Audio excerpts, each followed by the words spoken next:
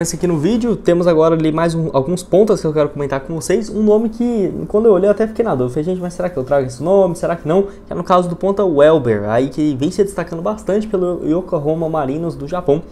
Clube que é do Manchester City, tá? No caso, o ponta que saiu do Cruzeiro em 2017, sempre teve aqueles altos e baixos, né? Pela Raposa começou a jogar desde 2011, ficou aí um pouco mais do que 7 anos no clube profissional. Foi emprestado por Sport, Curitiba em 2014, 2015, mas fez parte do Cruzeiro aí campeão brasileiro de 2013 e 2014, além da Copa do Brasil de 2017. Pelo Cruzeiro no total aí foram quase 200 partidas, né, pelo clube, e marcou aí seus 14 gols e outras 17 assistências. Depois se destacou bastante pelo Bahia em 2018, 2019 e 2020. 162 partidas pelo clube baiano, com 19 gols marcados e outras 16 assistências, e foi para o Japão.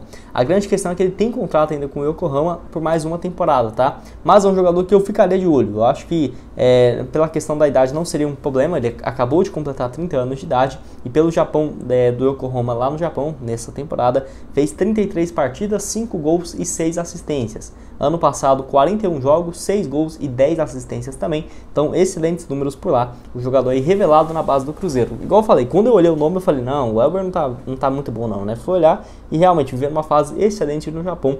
E a situação do Cruzeiro financeira é essa, né? Ao mesmo tempo que pode pensar num grande reforço, não podemos descartar um jogador que você fala, nossa, mas esse cara aqui não seria titular absoluto. Mas se você olha ali, você vê que ele tá vivendo uma boa fase. Assim como foi o primeiro reforço, né, pro próximo ano, o zagueiro Neres, que é exatamente isso. Não é um cara que tem muito nome, mas quando você vê os últimos jogos dele, realmente ali parece ser uma boa opção, tá? E outro aqui nesse vídeo, que até foi especulado, eu até queria falar dele aqui, porque eu acho que é o grande nome ex-Cruzeiro aqui nesse vídeo, que é no caso do Marinho, 32 anos de idade, jogador aí do Flamengo, que tem sido reserva nessa atual temporada, apesar de que nessa reta final aí do Flamengo, focando na Copa do Brasil, da Libertadores, como ele é o reserva imediato, acabou ganhando um pouco mais de espaço. Tem até aqui 40 partidas, 6 gols e 6 assistências, o Flamengo pagou um pouco mais de 7 milhões de reais para tirá-lo do Santos no início dessa temporada. Então, um salário aí próximo dos 500, 600 mil por mês, aí que eu vejo que complicaria bastante essa questão, e eu não acredito que ele possa voltar, tá?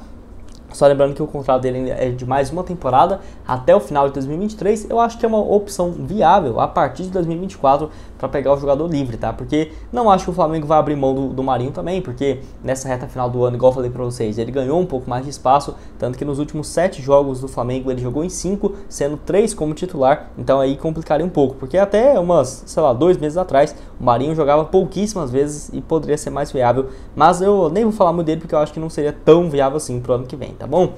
E outro aqui nesse vídeo, o Ramon Ábila, ele que tem 33 anos, centroavante, que eu fico na dúvida, não sei se seria uma boa, se não, é um cara que voltou a fazer uma boa temporada em 2022 pelo Colón. Ele tem 45 partidas nesse ano e 13 gols marcados, uma assistência. Tem 33 anos de idade, eu acho que é o limite, né, do que o Ronaldo poderia pensar em contratação. E no caso, ele que saiu pelo Cruzeiro em 2016, 2017, foi importante em 2016 para salvar o Cruzeiro do rebaixamento. Ele fez 12 gols em 28 partidas. Em 2017 ele participou do time campeão da Copa do Brasil, 32 jogos, 13 gols marcados, foi um pouco mais de 60 jogos pelo Cruzeiro, 15 gols e uma assistência. Saiu porque o Mano Menezes não deixava muito ele como titular, não era a característica que o Mano gostava. Poderia ter tido uma passagem muito mais vitoriosa, muito mais longa, né, pelo clube, que infelizmente acabou não acontecendo. Depois disso ele passou pelo Boca Juniors, 3 temporadas por lá, marcou mais de 30 gols pela equipe em 62 jogos, jogou também nos Estados Unidos na temporada passada, onde ele foi mal, né, eu diria 25 partidas, apenas 5 gols, e agora recuperando um bom futebol no Colón. A única questão que eu achei até estranho, o contrato dele pela equipe do Colón da Argentina é até dezembro de 2025, um contrato muito longo, né? Ele vai estar com 36 anos de idade quando encerrar esse contrato. Então, eu só vejo o Ábila viável se ele aceitasse uma redução, né? Não sabemos o salário dele, mas eu não acho que ele ganha meio milhão no Colón da Argentina, tá? Não acho que chega a isso tudo, mas se fosse uns 350, 300 mil, que é o número máximo que eu vejo o Cruzeiro contratando, eu acho que seria uma boa opção sim, tá? Tá aí com 33 anos, até pensei que ele já estaria com 34, 35, mas tem aí 33. E outro aqui para terminar o vídeo, esse que também acho viável, entra igual no caso que eu vejo ali do Lucas Romero e do Lucas Silva, que é no caso do Diogo Barbosa, lateral esquerdo, 30 anos de idade, que viveu uma fase excelente aqui pelo Cruzeiro em 2017. Campeão da Copa do Brasil, titular absoluto, ele fez 59 partidas, 2 gols e 5 assistências. foi vendido para o Palmeiras por um pouco mais de 4 milhões de reais. Enfim, depois disso ele acabou queimando um pouco o filme aqui com o Cruzeiro, mas a passagem, a última dele, foi excelente realmente pela Raposa. Tem contrato com o Grêmio ainda por mais uma temporada e tem sido reserva pela equipe. Nesse ano mesmo, apenas 25 partidas, duas assistências. Ano passado também 28 jogos. E o último ano dele que ele foi bem pelo Grêmio foi em 2020, com 32 partidas e 3 assistências. Eu vejo que se o Cruzeiro apresenta uma proposta de empréstimo, pagando uma boa parte do seu salário, eu acho que o Grêmio animaria, tá? Abrir mão desse último ano dele de contrato para ele defender o Cruzeiro. Então eu vejo que poderia ser uma boa opção. Na lateral esquerda, o Cruzeiro batendo cabeça ali com o Matheus Bidu, o Juninho Capixaba também não seria uma alternativa barata, e o Diogo Barbosa, a questão dele é salarial, porque eu não vejo que ele ganha menos do que 350, eu acho que seria próximo dos 400 mil, não acho que o Cruzeiro pagaria isso por um lateral esquerdo que está com 30 anos, né? Tudo bem que ele acabou de fazer 30 anos de idade, mas não vejo o Ronaldo fazendo loucuras se ele quiser abrir mão de um valor, né, para receber. E, por exemplo, se o primeiro aqui desse vídeo que eu quero começar falando é do artilheiro aí da Série B, o Gabriel, no caso Poveda, ele tem 24 anos de idade, centroavante que, pelo que parece, realmente tem contrato até o final dessa temporada, tanto aí com a equipe do Sampaio Corrêa, que está emprestado, e também com o Alverca, lá de Portugal, que ele está emprestado aí nos últimos anos também, sendo emprestado para vários times do futebol brasileiro, né, para falar a verdade. E nesse ano, no caso, ele teve passagens por vários times, e ele passou nesse ano agora pelo Sampaio Corrêa, o melhor ano da sua carreira, com 50 partidas, 25 gols marcados e 2 assistências. Então tem uma média assim excelente de gols em número de jogos, está até aí, né? Uma média a cada 2 jogos ele marca um gol. E a grande maioria dos gols foi na Série B, né? Tanto que ele é o artilheiro do torneio. E ano passado ele já havia se destacado nos últimos 2 anos pelo Brasil de Pelotas, onde ele somou aí no total 45 partidas, 5 gols e 1 assistência, mas longe desses números absurdos que ele está tendo no ano de 2022. Até o Bahia foi um dos alvos aí que especulou o Poveda nessas últimas semanas, atleta com passagens na base pelo Internacional, Guarani, Atlético Paranaense e pelo Brasil de Pelotas, onde ele tinha vínculo, né, no caso, se encerrando agora no final do ano. Então, é um jogador que vai ficar livre no mercado. Eu só tenho minhas dúvidas, não que o Poveda não seja bom, mas, na minha opinião, o Cruzeiro, para centroavante, se fosse para não continuar com o Edu, para ser o titular, eu preferiria já um atacante extremamente consolidado. Por exemplo, lá atrás, o Pedro Raul do Goiás. Muito difícil, né, mas só um exemplo, um cara que já tem experiência, mais experiente, e que chegaria, por exemplo, para ser o titular sem ter nenhuma dúvida, né? Algo nesse sentido. Para mim, trazer, por exemplo, o Poveda só se realmente, o Edu fixou como titular absoluto, não continuou com o Luvanor, não continuou com o Rafa Silva, então vamos trazer o Poveda, que é muito novo, né? 24 anos, tem um potencial de revenda, estaria livre de contrato, e o cara simplesmente marcou 25 gols no ano. Eu acho que ele vai chegar a 20 gols tranquilo nessa edição da Série B. Então, realmente é um cara com excelentes números, que eu acho que, dependendo da alternativa no mercado, pode ser sim uma boa opção, mas lembrando, o Cruzeiro teria que ser rápido, né? Porque, no caso, vários times vão demonstrar interesse nele no artilheiro da Série B. Outro aqui nesse vídeo, que eu acho um baita nome, é o lateral esquerdo Fernando, que joga pela Chapecoense, 22 anos de idade. Ele, por que eu acho uma boa opção?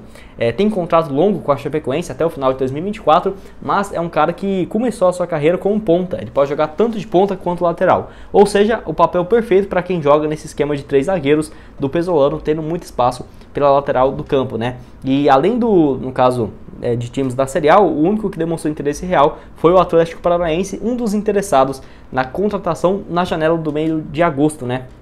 Acabou não tendo negociação. Para você ter uma ideia, os números dele até aqui: 46 participações, 1 gol marcado e outras 6 assistências no ano. Baita número aí pela Chapecoense. Ele que chegou na equipe sub-19 da Chapecoense em 2018, passou emprestado para o Marcílio Dias e o São Luís, onde disputou aí mais de 50 partidas no profissional, até chegar nesse ano, primeiro ano dele de profissional. Já tem aí bons números, né, pela Chapecoense. O contrato dele ainda é longo, não está em fim de contrato, então tem 22 anos de idade, eu acho, 23, né, anos de idade, eu acho que poderia ser uma boa opção para o Cruzeiro no ano que vem, tá? Para substituir, por exemplo, o Matheus Bidu, que não deve ficar. A expectativa, pelo que parece, o Marquinhos Cipriano teria mais espaço, e na minha visão, trazer o Fernando para ser um reserva imediato não seria uma má opção, até porque a Chapecoense vai ficar na Série B, e assim, deve ter interesse de fazer um dinheiro, né, com a venda de atletas. Na minha opinião, poderia ser uma boa alternativa para o ano que vem, e eu tô curioso para ver a sua opinião. O que você acha aí do Poveda e também do Fernando, 2 destaques aí dessa edição. Dando sequência aqui no vídeo, quero falar com vocês sobre o Mano Menezes, que confirmou que o Cruzeiro venceu a Copa do Brasil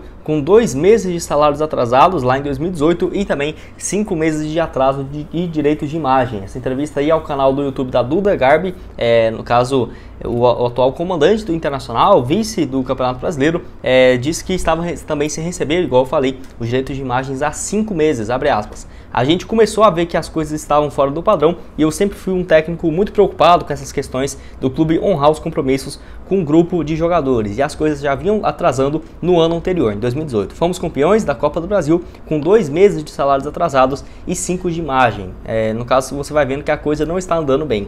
Nessa hora o clube tem que começar a resolver os problemas, e eu não vi a preocupação de resolver, só vi os problemas aumentando, mas isso não foi uma coisa dos últimos anos, é algo que vinha sendo arrastado desde o bicampeonato brasileiro. As dívidas vinham sendo empurradas, os títulos com premiação de 100 milhões só iam tampando o buraco, fecha aspas. Então o Mano Menezes que nunca tinha falado sobre isso, e eu até fiquei surpreso, o Cruzeiro ali campeão da Copa do Brasil de 2018 com esse tanto de salários atrasados, 2 meses, e aquela folha ali era altíssima, próxima dos 10, 12 milhões de reais, e também, no caso, 5 meses de direitos de imagens, um tempo muito alto também. E vale lembrar, o Cruzeiro mesmo, que eu comecei a acompanhar mesmo com mais frequência ali, 2013, 2014, mas até esqueço que antes era realmente um clube que era um exemplo de gestão no Brasil, 2011, 2010 ali, 2009, que realmente tinha uma gestão extremamente eficiente, as dívidas não passavam ali, se não me engano, da casa dos, acho que era 280, 300 milhões de reais, algo próximo a isso, e para virar 1 bilhão de reais em menos do que 7 anos, é uma coisa assim inexplicável, realmente